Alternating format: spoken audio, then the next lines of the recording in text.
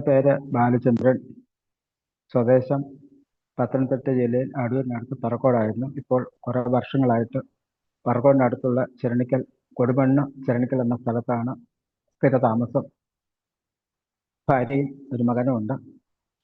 ഞാൻ ചില പുറകോട്ട് മാറി ചില കാര്യങ്ങൾ ചിന്തിക്കുകയാണ്. ബാല്യത്തിൽ, അതായത് ഹൈന്ദവ കുടുംബത്തിലാണ് ജനിച്ചതും വളർന്നതും ജീവിച്ചതുമെല്ലാം.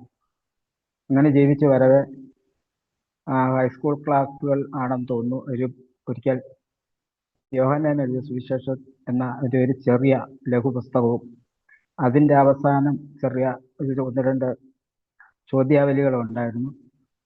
ഞാനത് അന്നത്തെ ഒരു കൗതുകത്തിന് ഞാനത് പൂരിപ്പിച്ച് അയച്ചു കൊടുത്തു. രണ്ടാമത് എനിക്കൊരു അടുത്ത ചോദ്യാവലി വന്നെങ്കിലും അത് എൻ്റെ കയ്യിൽ നിന്ന് അങ്ങനെ നഷ്ടപ്പെട്ടു. ഞാൻ പിന്നീട് ആ ഭാഗത്തോട്ട് തിരിഞ്ഞു പോയില്ല, നോക്കിയില്ല. അങ്ങനെ ഹൈസ്കൂൾ വിദ്യാഭ്യാസമൊക്കെ കഴിഞ്ഞു. പിന്നെ കോളേജ് വിദ്യാഭ്യാസം, പ്രീ ഡിഗ്രി പരീക്ഷയിൽ തോറ്റു. അതോടുകൂടി വിദ്യാഭ്യാസം നിലച്ചു. അത് കഴിഞ്ഞ് മൈക്സെറ്റിൻ്റെ പ്രവർത്തനവുമായിട്ട് കുറേ കാലം അങ്ങനെ പോയി. ആ കാലയളവിൽ പെന്തക്കോസ്ത് വിശ്വാസികളെന്ന് പറയപ്പെടുന്ന, അല്ലെങ്കിൽ അവരുടെ കൺവെൻഷനുകളിലും അവരുടെ പ്രാർത്ഥനാ കൂട്ടങ്ങളിലൊക്കെ പോകാൻ ഇടയായിട്ടുണ്ടെങ്കിലും അന്നൊക്കെ അവിടെ വെച്ച് ദേവദാസന്മാർ പറയുന്നു, രക്ഷിക്കപ്പെടുവാൻ ആഗ്രഹം ഉണ്ടെങ്കിൽ കൈ ഉയർത്താൻ പറയുമ്പോൾ അങ്ങനെ ഞാൻ കൈ ഉയർത്തിയില്ല. കാരണം ഞാൻ നല്ലൊരു ഹൈന്ദവനായിട്ട് തന്നെ ജീവിച്ചു വന്നത്. കാരണം ഹൈന്ദവൻ്റെ എല്ലാ ആചാരങ്ങളും എനിക്കുണ്ടായിരുന്നു. ആ ഒരു രീതിയിലാണ് ജീവിച്ചു വന്നത്. അങ്ങനെ മല ചവിട്ടുകയും പളനിക്ക് ഒക്കെ ഉണ്ടായിരുന്ന ഒരു ജീവിതമായിരുന്നു എൻ്റേത്. എന്നാൽ ബാല്യത്തിൽ മതപാഠശാലയിൽ മതപഠനമൊക്കെ ഉണ്ടായിരുന്നു. ഗീതാ ക്ലാസ്സിനൊക്കെ പോകുന്ന ഒരു പതിവുണ്ടായിരുന്നു. അങ്ങനെ ഒരു ദൈവവിശ്വാസം എന്നിൽ ഉണ്ടായിരുന്നു. പക്ഷെ ഏത് ദൈവത്തെയാണ് അന്ന് ഞാൻ എൻ്റെ ധാരണ ആ ദൈവങ്ങളാണ് എൻ്റെ ദൈവം എന്നൊക്കെയാണ് ഞാൻ അങ്ങനെ വിശ്വസിച്ചത്. അങ്ങനെ പ്രീ ഡിഗ്രി കഴിഞ്ഞു. അത് കഴിഞ്ഞിട്ട് പിന്നെ കുറേ കാലം അങ്ങനെ പോയി. പിന്നീട് ചെറിയ കൂലിപ്പണികൾക്കും ഞാൻ എൻ്റെ ജോലി ഇലക്ട്രീഷ്യനായിട്ടൊക്കെ പോകാനിടയായി. അങ്ങനെ അത് കഴിഞ്ഞിട്ട് ഭാര്യയും മകനുമായി ഇങ്ങനെ കുടുംബം ഇങ്ങനെ കഴിഞ്ഞു പോകുമ്പോൾ 99 ഫെബ്രുവരി 10 എൻ്റെ ജീവിതത്തിലൊരു അത്യാഹിതം സംഭവിച്ചു. കാരണം എൻ്റെ വീട്ടുമുറ്റത്തുള്ള ഒരു തെങ്ങിൽ കയറി ഞാൻ തേങ്ങ പറിക്കാൻ കയറിയതാണ്. പരിച്ചിട്ട് ഒന്നുകൂടെ സ്വല്പം കൂടെ മേളിലോട്ട് കയറിയപ്പോൾ പിടിച്ചിരുന്ന മടലും ഞാൻ കൂടെ താഴോട്ട് വന്നു. എന്തായാലും താഴെ വന്ന് നടുവടിച്ച് വീഴുവാനിടയായി. നാട്ടുകാരുടെ സഹായത്തോടു കൂടി അഡ്മിറ്റായി. ഇന്നൊക്കെ ജീവിതം എന്ന് പറയുന്നത് വളരെ ഭാരപ്പെടുന്ന അവസ്ഥയിലായിരുന്നുവെങ്കിലും ഞാൻ താമസിക്കുന്നത് ഒരു കത്തോലിക്ക പള്ളിയുടെയും ഒരു സന്യാസിനി മഠത്തിൻ്റെ അടുത്തായിരുന്നു. അവിടുത്തെ ഒരു മദർ സുപ്പീരിയറും ഒരു കന്യാസ്ത്രീയും കൂടി എന്നെ ഹോസ്പിറ്റലിൽ കാണുവാൻ വന്നു. അന്ന് അവരെനിക്കൊരു ഭൗതിക നന്മയൊക്കെ തന്നിട്ട് പോയി. അപ്പോൾ അത് കഴിഞ്ഞ് ഞാൻ ആശുപത്രി ഡിസ്ചാർജ് ചെയ്തു. പിന്നെ ബെഡ് റെസ്റ്റ് ആയിട്ട് വീട്ടിൽ കിടക്കുമ്പോഴും കുറേ നല്ലവരായ നാട്ടുകാരും അതിലുപരി ക്രൈസ്തവ വിശ്വാസികൾ എന്നെ സഹായിക്കാനിടയായി. ആ സമയത്തൊക്കെ എൻ്റെ മനസ്സിൽ ഒരു ചിന്ത കടന്നു വരുവാനിടയായി. അവർ യേശുവിനെ സ്നേഹിക്കുന്നതുകൊണ്ടാണല്ലോ എന്നെ കാണാൻ വന്നതും എന്നെ സഹായിച്ചെന്നൊക്കെ. എന്നാൽ അന്ന് വരെ ഞാൻ സേവിച്ചു നിന്നിരുന്ന ആരാധിച്ചു നിന്നിരുന്ന ക്ഷേത്രങ്ങളിലെ ആരും എന്നെ കാണാൻ വന്നില്ല, എന്നെ കണ്ടുമില്ല. പക്ഷെ ഇങ്ങനെ കഴിഞ്ഞു. ഏകദേശം അങ്ങനെ പോയി. 1999 സംഭവം. അങ്ങനെ 2002, 3, 4 എന്നീ വർഷങ്ങളിൽ അടുത്തുള്ള കത്തോലിക്ക പള്ളിയിൽ ആണ്ടർജി പ്രാർത്ഥനയ്ക്ക് പോകുമായിരുന്നു. അവിടെ ചെന്നാലും എനിക്കൊന്നും അറിയില്ല, ഞാനവിടെ ഇരിക്കുകയുള്ളൂ. എന്തായാലും 2005 ഓഗസ്റ്റ് മാസത്തിലാണ് ഞാൻ ക്രിസ്തുവിനെ കണ്ടുമുട്ടുവാൻ, യേശുവിനെ കർത്താവും രക്ഷിതാവായിട്ട് സ്വീകരിക്കാൻ ഇടയായത്. അതിനു മുമ്പ് ഒരു സംഭവം കൂടെ പറഞ്ഞുകൊള്ളട്ടെ. 2005 ഏപ്രിൽ മാസം അവസാനം ഞാൻ പിണക്കത്തിൽ കഴിഞ്ഞിരുന്ന എൻ്റെ മൂത്ത സഹോദരി, ആ സഹോദരിയും ഭർത്താവും വീട്ടിൽ വന്നു. മകളുടെ വിവാഹ നിശ്ചയത്തിന് ക്ഷണിക്കാൻ വന്നതായിരുന്നു. ഇന്ന് ഞാൻ ഹൈന്ദവനാണ്, അവർ വിശ്വാസികളാണ്. അങ്ങനെ വിളിക്കാൻ വന്നു. അങ്ങനെ ആ വിവാഹത്തോടു കൂടി ഞങ്ങൾ പിണങ്ങിയിരുന്ന ഞങ്ങൾ വളരെ സ്നേഹത്തിലാവാനിടയായി. വിവാഹം കഴിഞ്ഞ് കുറച്ച് ദിവസം കഴിഞ്ഞപ്പോൾ ഞാൻ ഈ സഹോദരിയുടെ വീട്ടിൽ കടന്നുപോയപ്പോൾ അവിടെ ഒരു 3 വേദപുസ്തകം ഇരിക്കുന്ന കണ്ടു. ആ വേദപുസ്തകം കണ്ടിട്ട് ഞാൻ നേരത്തെ തന്നെ അറിഞ്ഞിരുന്നു സഹോദരി പെന്തക്കോസ്തിൽ പോയി എന്ന് ആരോ എന്നോട് പറഞ്ഞു. ഇയാളുടെ പെങ്ങൾ പെന്തക്കോസ്തി വിശ്വാസത്തിൽ പോയി. അപ്പൊ എനിക്കത് ഒരു വല്ലാത്ത ഒരു ഫീലിംഗ് ആയിരുന്നു. പെന്തക്കോസ്തിൽ പോയി എന്ന് കേട്ടപ്പോൾ എനിക്കൊരു വല്ലാത്ത ഫീലിംഗ് ആയിരുന്നു. ഞാനൊന്നും പറഞ്ഞില്ല. അങ്ങനെ ഈ വേദപുസ്തകം ഇരിക്കുന്ന കണ്ടപ്പോൾ ഞാൻ പറഞ്ഞു, ഞാൻ ആരോടെങ്കിലും ഒരു ആത്മകഥം പോലെ പറഞ്ഞു, കയ്യോ കാലോ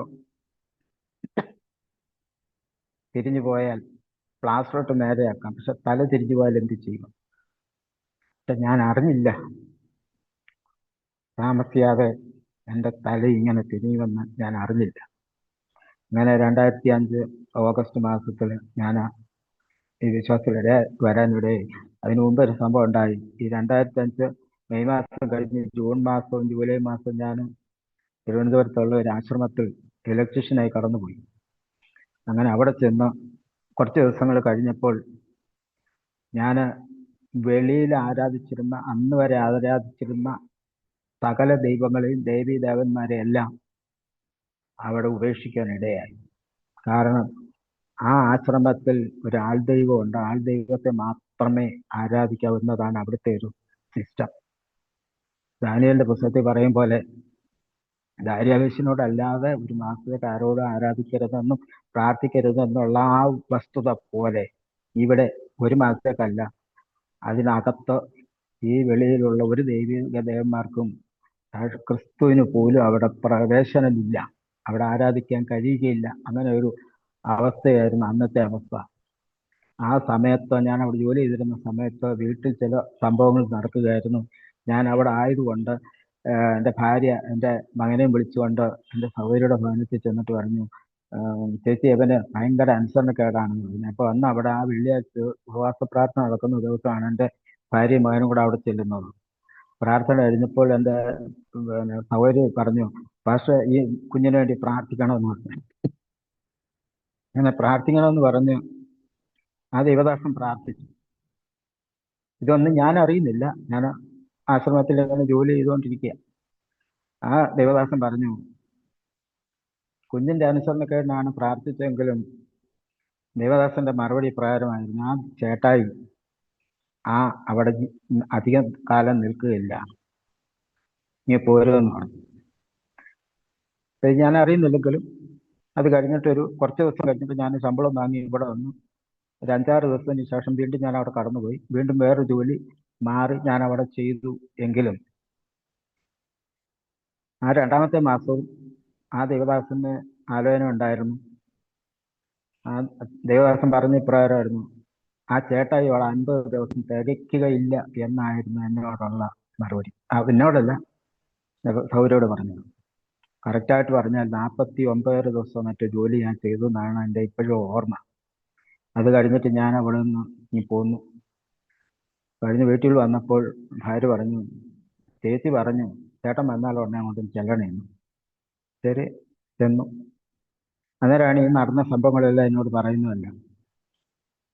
എന്നിട്ട് എന്നോട് ചോദിച്ചു, അപ്പൊ ആ സമയം ആയപ്പോഴേക്കും എൻ്റെ ഭാര്യയും മകനും ഒക്കെ വിശ്വാസത്തിലായി കഴിച്ചിരുന്നു. അപ്പൊ ഞാൻ വിചാരിച്ചു, എന്നാ ഞാനും പോയേക്കാം, ഞാനായിട്ട് മാറി നിൽക്കണ്ട എന്ന് കരുതി ഞാനും ആദ്യം ആരാധനയ്ക്ക് പോയെങ്കിലും, പക്ഷെ ആരാധനയ്ക്ക് ചെല്ലുന്നു എന്നല്ലാതെ ഞാൻ അവിടെ ചെന്നിരിക്കുക, വെറുതെ അവിടെ ഇരിക്കുക എന്നല്ലാതെ എനിക്കൊന്നും അറിയില്ല. അങ്ങനെ 2 ആഴ്ച കഴിഞ്ഞപ്പോൾ എനിക്കൊരു മുഴുവൻ വേദപുസ്തകം ലഭിക്കാനിടയായി. വേദപുസ്തകം കിട്ടിക്കഴിഞ്ഞപ്പോൾ ആണ് എൻ്റെ ഭവനത്തിന് കുറച്ച് അടുത്തായി 21 ദിവസം ഉപവാസം നടക്കുന്ന പ്രാർത്ഥന. ഞാൻ അവിടെ പോയി സ്ഥിരം മിക്കവാറും രാത്രികളിൽ എൻ്റെ ഓർമ്മ ശരിയാണെങ്കിൽ 2 3 ദിവസങ്ങൾ മാത്രമേ ഉള്ളൂ ഞാൻ പോകാതിരുന്നിട്ടുള്ള. രാത്രി പ്രാർത്ഥനകൾക്ക് മൊത്തം ഞാൻ പോകുമായിരുന്നു. എന്തെങ്കിലും ഒരു ഷോപ്പറുണ്ട്, ആ ഷോപ്പറിനകത്ത് ടൂൾസ് ഉണ്ട്, ആ ടൂൾസ് കൊണ്ട് പോകുന്നുണ്ട്, ആരും സംശയിക്കത്തുമില്ല വേദപുസ്തകം അതിനകത്ത് ഉണ്ടെന്നുള്ളത്. അതുകൊണ്ട് ഞാൻ പോകും, അവിടെ വെച്ച് പ്രാർത്ഥനയിൽ പങ്കുകൊള്ളും. അങ്ങനെ പങ്കുകൊള്ളുന്ന സമയങ്ങളിൽ ആ ശുശ്രൂഷയ്ക്ക് വരുന്ന ദൈവദാസന്മാര് ഒരു വാക്യം വായിക്കാൻ പറയുമ്പോൾ ഞാൻ ആഗ്രഹത്തോടുകൂടി ആ കുറിവാക്യം എടുക്കാൻ ശ്രമിക്കും. പക്ഷെ ബെത്സേദ കുളക്കടവിൽ കിടക്കുന്ന എൻ്റെ അവസ്ഥ പോലെ ആയിരുന്നു എൻ്റെ. കാരണം ഞാൻ എടുത്തു വരുമ്പോഴേക്ക് ആരെങ്കിലും വായിച്ചു കഴിയും. അങ്ങനെ അങ്ങനെ ഇരിക്കെ ഒരു ദിവസം ഞാൻ 3 4 ദിവസം കഴിഞ്ഞപ്പോൾ ഇങ്ങനെ ഞാൻ ഉള്ളത്തിൽ ഇങ്ങനെ വിചാരിച്ചു, കർത്താവ് ദൈവമേ, ഈ കുറിവാക്യം വായിക്കാൻ എനിക്ക് കഴിയുന്നില്ലല്ലോ എന്ന് മാത്രം. അങ്ങനെ ഉള്ളത്തിൽ ഞാനൊന്ന് കരഞ്ഞതാണോ എന്തോ. ആരും എൻ്റെ കൂടെ ഇരുന്നവരാരും അറിഞ്ഞില്ല, സ്റ്റേജിൽ നിന്ന ദേവദാസന്മാരറിഞ്ഞില്ല, ആരും അറിഞ്ഞില്ല. പക്ഷെ നമ്മുടെ ഹൃദയ നിരൂപണങ്ങളെ അറിയുന്ന ഒരു ദൈവം ഉണ്ട്. ആ ദൈവം എന്നതറിഞ്ഞു എന്നാണ് സത്യം. അത് കഴിഞ്ഞിട്ട് ഈ പ്രാർത്ഥനയ്ക്കിടയിൽ ഈ ദേവദാസന്മാർ പറയും, എൻ്റെ നേരെ വിരൽ ചൂണ്ടിക്കൊണ്ട് പറയും, ദൈവവേലയുണ്ട് ദൈവവേലയുണ്ടെന്ന് പറയും. എനിക്കറിയില്ല ദൈവവേല എന്താണെന്ന്. എനിക്ക് ആകെ അറിയാവുന്ന ഒരു വേല പിന്നെ ഇലക്ട്രീഷ്യന്റെ വർക്കാണ്. അല്ലാതെ ദൈവവേല എന്താണെന്ന് എന്നോട് ചോദിച്ചാൽ എനിക്കറിയില്ല. എത്യോപ്യക്കാരൻ ഷണ്ടനോട് ചോദിച്ച ഷണ്ടൻ പറയും പോലെ പൊരുൾ തിരിച്ചു തരാഞ്ഞാൽ ഞാൻ എങ്ങനെ ഗ്രഹിക്കും? അങ്ങനെ ഒരു അവസ്ഥയിലായിരുന്നു ഞാൻ. അങ്ങനെ ആ വർഷം അവസാനം ആണ്ടർജി പ്രാർത്ഥനയ്ക്ക് ആ വർഷം അവസാനം, അതായത് ഡിസംബർ അവസാനം ഞാൻ ഒരിടത്ത് എനിക്ക് 7 ദിവസവും ഉപവാസം ഇരിക്കാനുള്ള ദൈവാലോചന ലഭിച്ചതോടെ ഞാൻ അവിടെ പോയി ഉപവാസം ഇരുന്നു. 7 ദിവസം കഴിഞ്ഞപ്പോൾ അറിഞ്ഞു അവിടെ സ്നാനമുണ്ടെന്ന് അറിഞ്ഞു. അങ്ങനെ പിന്നീട് ആ 7 ദിവസം ഉപവസിച്ച് പിന്നീട് പിറ്റേ ദിവസം തൊട്ട് ഞാൻ വീണ്ടും ഉപവാസം തുടങ്ങി. അത് തീരുമാനമില്ലാത്ത ഉപവാസമായിരുന്നു. കാരണം എപ്പോൾ സ്നാനപ്പെടുന്നുവോ ആ സമയം വരെ ഉപവസിക്കണം എന്നുള്ള ഒരാഗ്രഹം. അങ്ങനെ 4-മത്തെ ദിവസം പിതാവിൻ്റെയും പുത്രൻ്റെയും പരിശുദ്ധാത്മാവിന്റെ നാമത്തിൽ സ്നാനപ്പെടുവാൻ ദൈവം ഇടയാക്കി. അതിനുശേഷമാണ് 2006 ഏപ്രിൽ മാസത്തിൽ 21 ദിവസം ഉപവാസം ഇരിക്കുവാൻ ദൈവം ഇടയാക്കി. അത് കഴിഞ്ഞിട്ട് ഇങ്ങനെ ജീവിതം ഇങ്ങനെ പോയി. 2007 ഫെബ്രുവരി മാസം 12-ാം തീയതിയാണ് ഒരു പ്രാർത്ഥനയിൽ പങ്കെടുക്കുമ്പോൾ ആ പ്രാർത്ഥന ലീഡ് ചെയ്യുന്നത് ഒരു ദൈവദാസന്റെ മകനായിരുന്നു. പാട്ട് പാടിക്കൊണ്ടിരുന്നപ്പോൾ എൻ്റെ ഒരു മനസ്സിലൊരു തോന്നൽ വന്നു. എൻ്റെ ആരോ പറയും പോലെ ഇന്ന് വചനം ശുശ്രൂഷിക്കുക എന്നൊരു എന്തോ ചിന്ത മനസ്സിൽ വന്നു. അത് കഴിഞ്ഞിട്ട് പ്രാർത്ഥനയുടെ അനുഗ്രഹത്തിന് പ്രാർത്ഥിക്കാൻ പറഞ്ഞപ്പോൾ ആ ലീഡ് ചെയ്യുന്ന എൻ്റെക്കാൾ പ്രായമുള്ള എൻ്റെ മകനാവാൻ പ്രായമുള്ള ആ മകൻ എന്നോട് ചോദിച്ചു, പത്താണ്ട് പ്രസംഗിക്കാമെന്ന് ചോദിച്ചു. ഞാൻ പറഞ്ഞ ആട്ടെന്ന് പറഞ്ഞു. പക്ഷെ അല്പസമയം കഴിഞ്ഞപ്പോൾ പെട്ടെന്നൊരു ചിന്ത കടന്നു വന്നു, ഞാൻ എന്താ പ്രസംഗിക്കേണ്ടത്? ഞാൻ ആ കൂട്ടത്തിൽ ആ കൂടി വരയിൽ ഞാനാണ് ഏറ്റവും ജൂനിയർ. ഞാൻ എന്ത് പ്രസംഗിക്കുമെന്ന് എനിക്കൊരു പിടിയില്ല. ദൈവമേ, ഞാൻ എന്താ പ്രസംഗിക്കേണ്ടത്? ഞാനങ്ങ് ഏറ്റും പോയി. പക്ഷെ വയ്യാന്ന് ഞങ്ങൾക്ക് പറഞ്ഞിട്ടുമില്ല. ഞാൻ എന്താ പ്രസംഗിക്കേണ്ടതെന്ന് ഞാനങ്ങ് ഏറ്റും പോയല്ല. എന്താ ചെയ്യേണ്ടതെന്ന് ദൈവം അന്നേരം ഒരു വചനം തന്നു. ആ വചനമായി എഴുന്നേറ്റ് നിൽക്കാൻ ദൈവം കൃപ ചെയ്തു. അതിനുശേഷമാണ് ദൈവവചനം പഠിക്കണം എന്നുള്ള ഒരു താല്പര്യം മനസ്സിലുണ്ടായി. അങ്ങനെ വന്നു, എവിടെ പോയി പഠിക്കണം, എങ്ങനെ പഠിക്കണം, എന്താണ് ഇതിൻ്റെ നടപടിക്രമങ്ങൾ, എവിടെയാണ് പഠിപ്പിക്കുന്നത് ഒന്നും എനിക്കറിയില്ല. കാരണം വിശ്വാസത്തിൽ വന്നിട്ട് അധികം നാളുകളൊന്നും ആയിട്ടില്ല.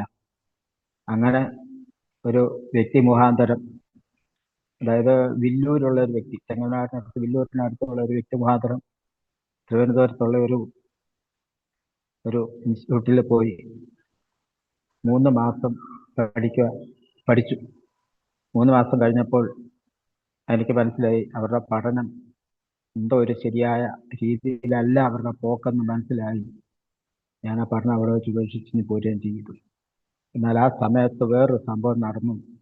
2007 മെയ് മാസത്തിൽ എൻ്റെ ഭവനത്തിനടുത്ത ഒരു വീട്ടിൽ, ഒരു സഹോദരൻ്റെ വീട്ടിൽ 21 ദിവസം ഉപവാസം നടക്കുകയാണ്. ആ ഉപവാസം നടക്കുമ്പോൾ ഞാൻ ഇലക്ട്രീഷ്യനായതുകൊണ്ട് ഞാൻ അവിടെ പോയി അവിടെ ലൈറ്റ് ഇടാനും ഫാൻ ശരിയാക്കി കൊടുക്കാനും ഒക്കെ പോകുമായിരുന്നു. ഇടയ്ക്ക് 1-2 ദിവസമൊക്കെ ഉപവസിക്കാനും അങ്ങനെ പോയിരുന്നു. അങ്ങനെ ഒരു ദിവസം അവിടെ പ്രാർത്ഥനയ്ക്ക് രാവിലെ ചെന്നപ്പോൾ എന്നെ പരിചയമുള്ള ഒരു സഹോദരി എന്നെ അങ്ങോട്ട് വിളിച്ചിട്ട് വന്നു, സഹോദരൻ ഇങ്ങോട്ട് വന്നൊരു കാര്യം പറയട്ടെ എന്ന് പറഞ്ഞു. ഞാൻ അങ്ങോട്ട് ചെന്നു. എന്ന് പറഞ്ഞു, സഹോദരൻ 21 ദിവസം ഉപവാസം ഇരിക്കുവാൻ പറയുവാൻ ദൈവാത്മാവിനെ നിയമിക്കുന്നു എന്ന് പറഞ്ഞു. ഞാനത് കേട്ടു. എന്നിട്ടൊന്നും പ്രതികരിച്ചില്ല, ഇരിക്കാമെന്ന് പറഞ്ഞില്ല. എന്നാൽ എനിക്കറിയില്ല. കേട്ടു, ഒരാൾ പൈരുവേദനം പറഞ്ഞ് കേട്ടു, ഞാൻ പോന്നു. അന്ന് ആ സെഷൻ തുടങ്ങിയപ്പോൾ എവിടെയോ ഒരു ദൈവഭക്തൻ, എനിക്കറിയില്ല അദ്ദേഹത്തിന്, എപ്പോഴും അദ്ദേഹത്തിന് പേരൊന്നും എനിക്കറിയില്ല, അദ്ദേഹം ശുശ്രൂഷയ്ക്ക് എഴുന്നേറ്റ് ആമുഖം പറഞ്ഞതിന് ശേഷം എൻ്റെ നേരെ കൈ കൊണ്ടിട്ട് പറഞ്ഞു, നിന്നോട് 21 ഇരിക്കാൻ പറഞ്ഞിട്ടുണ്ട്, ഇരുന്നോണം. എനിക്കത് ഒരു വെടി പൊട്ടുമ്പോഴുള്ള ഒച്ച പോലെ എനിക്ക് ആ ശബ്ദം തോന്നിയിരുന്നു. അപ്പോൾ തന്നെ ഞാൻ മനസ്സിൽ തീരുമാനമെടുത്തു, ശരി, 21 ദിവസം ഞാൻ ഉപവാസം ഇരുന്നോളാം.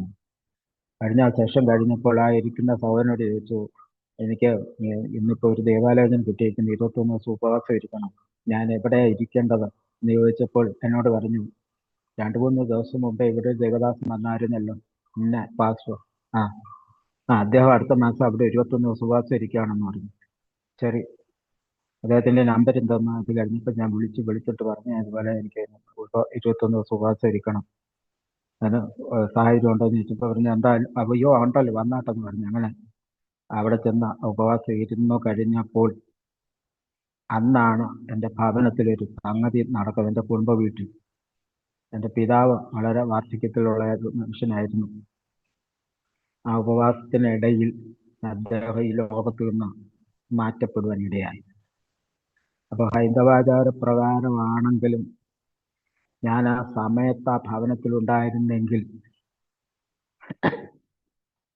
ആ ഹൈന്ദവ പ്രകാരമുള്ള ചടങ്ങുകൾ അതിൽ പങ്കെടുക്കുവാൻ, അതിൽ ഞാൻ കൂടി ഭാഗഭാക്കാകേണ്ടി വരുമായിരുന്നു.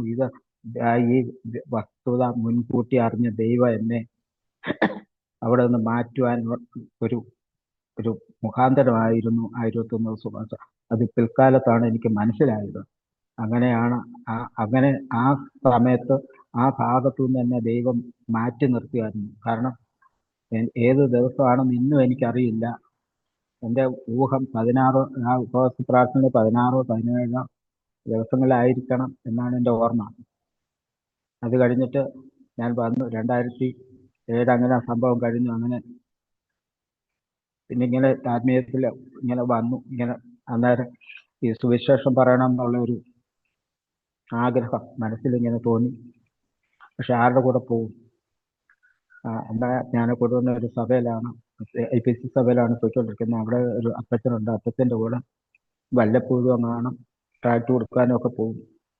അത് കഴിഞ്ഞ് ഇങ്ങനെ വന്ന് 2011 പുതുമല ഭാഗത്തുള്ള ഒരു സഹോദരനെ ഞാനും കൂടെ പരിചയപ്പെടുവാനിടയായി.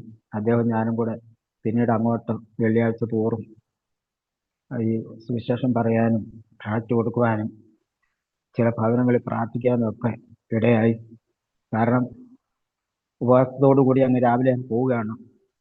അങ്ങനെ 2011 മൊത്തം പൂർത്തിയാക്കി 2011 ഡിസംബർ മാസത്തിൽ ഞാൻ സഭയിൽ ഒരു തീരുമാനം അറിയിച്ചു.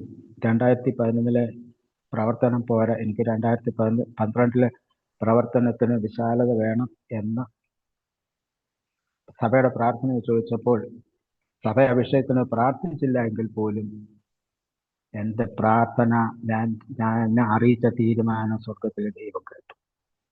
അങ്ങനെ സ്വർഗത്തിലെ ദൈവം കേട്ടു. 2012 ജൂൺ മാസം മുതൽ തിരുവല്ല നിരണത്തുള്ള ഒരു ടീമിൻ്റെ കൂടെ പോയി പ്രവർത്തിക്കുവാൻ കേരളത്തിൽ അങ്ങോളം ഇങ്ങോളം വടക്ക് കണ്ണൂർ ജില്ല വരെ പോകാൻ ഇടയായി. ദൈവം കൃപ ചെയ്തതാണ്. അങ്ങനെ ചെയ്തു. അങ്ങനെ 2014 വീണ്ടും ഞാൻ ആ ടീമിൽ നിന്ന് ഞാനിങ്ങ് മാറി.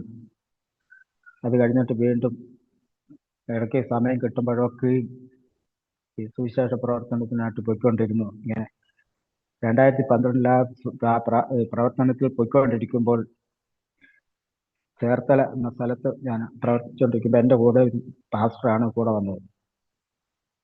അപ്പം ഞങ്ങളിങ്ങനെ തണൽ നോക്കി ഒന്ന് വിശ്രമിക്കാനിരുന്നപ്പം ഈ ദേവദാസൻ എന്നോട് പറഞ്ഞു, അവന് 2015 സഭാ ശുശ്രൂഷ തരാൻ പോവുകയാണ്.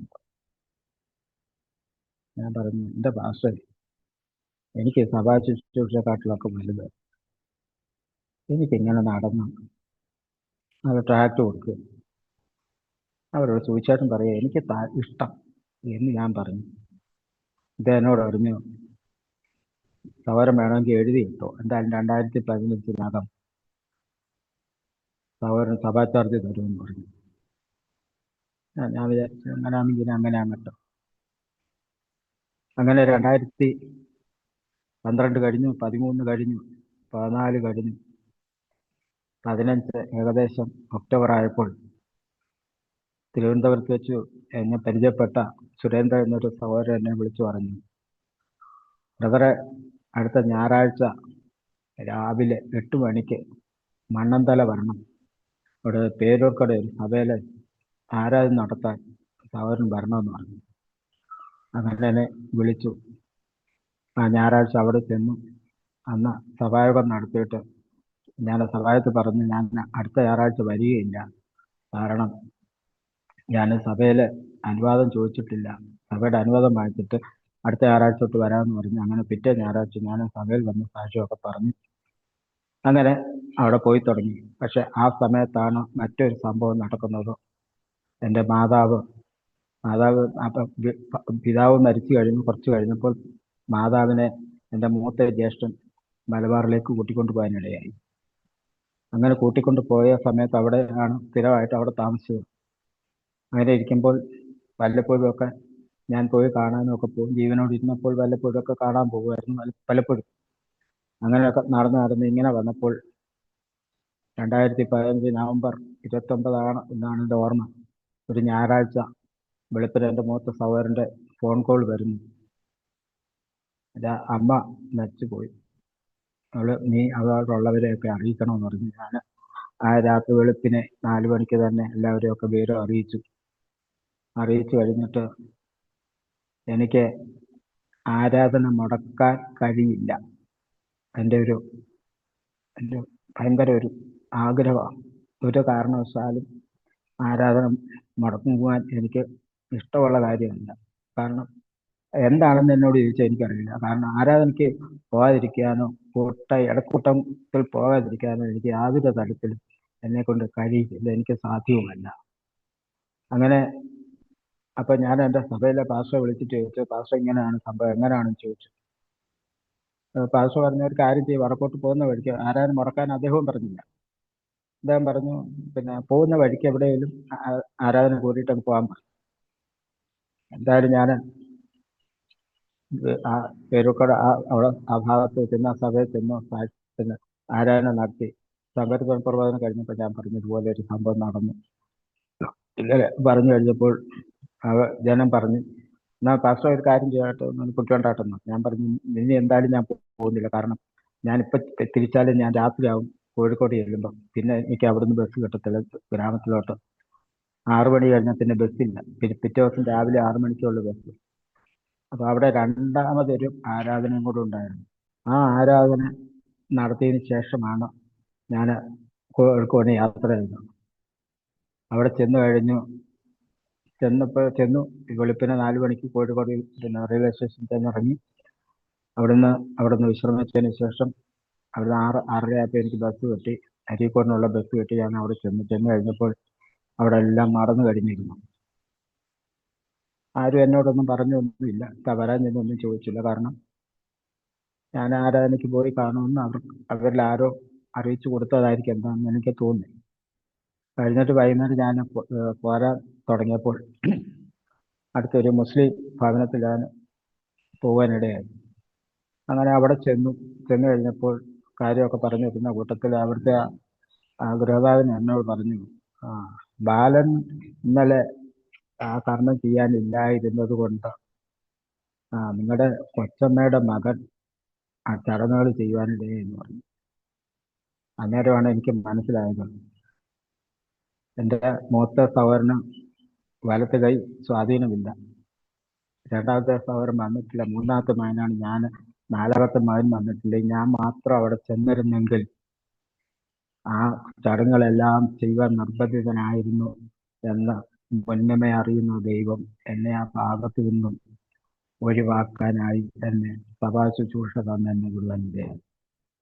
അങ്ങനെ ആ ഭാഗത്തു നിന്നെല്ലാം മാറി നിന്നിട്ട് ഇപ്പോഴും വിശ്വാസത്തിൽ നിൽക്കുവാൻ ദൈവം കൃപ ചെയ്യുന്നതാണ്. ഇനി ഒന്നുകൂടെ പറഞ്ഞോട്ടെ. അന്ന് 2005 ഒക്ടോബർ മാസത്തിൽ വീട്ടിൽ ഒരു ഉപവാസ പ്രാർത്ഥന നടക്കുവാനിടയായി. ആ പ്രാർത്ഥന കഴിഞ്ഞു നവംബർ മാസത്തിലാണെന്ന് തോന്നുന്നു എൻ്റെ ഭാര്യയും മകനും പിന്മാറ്റത്തിൽ പോകുവാനിടയായി. പിന്നീട് വല്ലാത്തൊരു ഒറ്റപ്പെട്ട ജീവിതം നയിക്കുകയായിരുന്നു. പ്രതികൂലത്തിൻ്റെ നടുവിലാണ് അന്നും ഇന്നും ഞാൻ നിലനിൽക്കുന്നത്. എങ്ങനെ നിൽക്കുന്നു എന്നോട് ചോദിച്ചാൽ ഇന്നും എനിക്കറിയില്ല. ദൈവം നിർത്തുന്നത് കൊണ്ട് ഞാൻ ഇന്നും നിൽക്കുകയാണ്. കാരണം എൻ്റെ കഴിവോ മിടുക്കോ ഒന്നുമല്ല. പക്ഷെ ഇപ്പോഴും പ്രതികൂലത്തിൻ്റെ നടുവിൽ എന്ന് പറയുമ്പോൾ ഞാൻ എങ്ങനെ ഈ വിശ്വാസം വിട്ട് തിരികെ പഴയ വിശ്വാസത്തിൽ ചെല്ലുവാൻ അവരൊക്കെ ആഗ്രഹിച്ചു. അവരതിൻ്റെ പേരിലൊക്കെ എന്തൊക്കെയോ പ്രവർത്തനങ്ങളൊക്കെ ചെയ്യുന്നുണ്ടെന്ന് എൻ്റെ ഓർമ്മ, എൻ്റെ അറിവ്. പക്ഷെ ഇതൊന്നും കർത്താവിൻ്റെ അടുത്ത് വില പോകാതിരിക്കുന്നത് കൊണ്ട് ഇന്നും ഞാൻ നിലനിൽക്കുകയാണ്. അതുപോലെ തന്നെ പിന്നെ സമയം കിട്ടുമ്പോഴൊക്കെ സുവിശേഷ പ്രവർത്തനങ്ങൾക്കൊക്കെ പോകാൻ താല്പര്യപ്പെട്ട് പോയിക്കൊണ്ടിരിക്കുന്നു. പിന്നെ ഭവനവാസികൾ മടങ്ങി വരാൻ വേണ്ടി പ്രാർത്ഥന ചോദിച്ചുകൊണ്ട് എൻ്റെ വാക്കുകളെ നിർത്തും. സ്വർഗീയ കർത്താവെ സൂക്ഷിക്കുന്ന സ്തോത്രൻ്റെ കർത്താവെ, പ്രീതിയോടെ ഹാലേലുയ സ്തോത്രം കർത്താവെ, സൂക്ഷിക്കുന്ന സ്തോത്രൻ്റെ കർത്താവെ, കർത്താവെ ചാനലിൽ കൂടി കർത്താവെ സാക്ഷ്യം വെളിപ്പെടുത്തുവാൻ കർത്താവോട് നൽകിയ സാവാസന സ്തോത്രം സൂക്ഷിക്കുന്നു. കർത്താവെ ഇതിനായി മുഖാന്തരങ്ങളെ ഒരുക്കിയ ഡാനിയൽ ജോൺ പാസ്റ്ററോടും അതിൻ്റെ പിന്നണി പ്രവർത്തകരോടും ഒക്കെ എൻ്റെ നന്ദിയും കടപ്പാടും സർവോപരി ദൈവത്തിന് സ്തോത്രങ്ങൾ അർപ്പിച്ചുകൊണ്ട് എൻ്റെ ഭവനവാസികളെ മടങ്ങിയതിനു വേണ്ടി പ്രാർത്ഥിക്കണമെന്ന് അപേക്ഷിച്ചുകൊണ്ട് എൻ്റെ വാക്കുകളെ ചുരുക്കുന്നു. ദൈവത്തിന് സ്തോത്രം. ഓർമ്മയുടെ മനോരഥത്തിൽ മായാത്ത ഓർമ്മയ്ക്കായി അരോമ മാട്രിമോണിയിൽ നിന്നും ജീവിത പങ്കാളിയെ കണ്ടെത്തൂ. നിങ്ങൾ ഒരു ക്രിസ്തീയ ജീവിത പങ്കാളിയെ അന്വേഷിക്കുകയാണോ? അതോ മക്കൾക്ക് അനുയോജ്യമായ ഒരു തക്ക തുണയ്ക്ക് വേണ്ടി പ്രാർത്ഥിക്കുന്ന വ്യക്തിയാണോ? എങ്കിൽ അരോമ മാട്രിമോണി നിങ്ങൾക്ക് വേണ്ടിയാണ്. ഇന്നു തന്നെ സൗജന്യമായി രജിസ്റ്റർ ചെയ്യൂ. അരോമ മാട്രിമോണിയുടെ പ്രത്യേകതകൾ: രജിസ്ട്രേഷൻ തികച്ചും സൗജന്യം. ലോകത്തെവിടെയുമുള്ള അനുയോജ്യമായ ക്രിസ്തീയ ജീവിത പങ്കാളിയെ തിരഞ്ഞെടുക്കാം. വിവാഹം നടക്കുന്നതുവരെ സർവീസ് ലഭിക്കുന്നു. ഏറ്റവും ചെറിയ പാക്കേജുകളും തിരഞ്ഞെടുക്കാം. അരോമ മാട്രിമോണി നിങ്ങൾക്കായി ഒരുക്കുന്നു വിവാഹം പരമാനന്ദം. Email aroma matrimony2020@gmail.com